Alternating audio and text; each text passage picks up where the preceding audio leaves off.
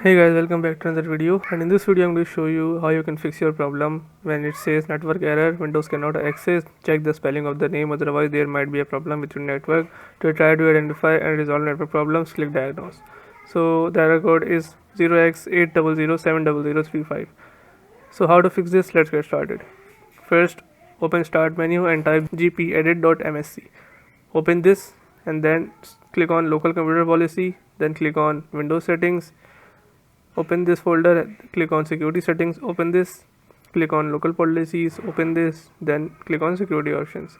After that, you have to find Microsoft Network Client Digitally Signed Communications, which says always inside bracket. Make sure it says always. After this, open this and then disable this, click apply, OK, and then restart your PC. Hopefully your problem solves, and if your problem still occurs, so make sure to comment down below so we can bring a detailed guide on this video.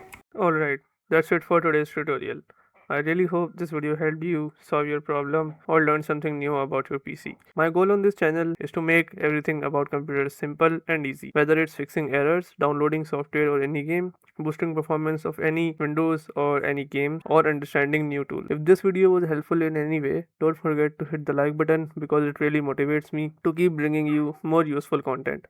And if you're new here, make sure to subscribe and turn on the notification bell so you never miss any future tutorials, tips, and PC fixes. Also, if you're facing any issues or have any questions related to computers, Windows, software, or anything technical, drop them in the comments.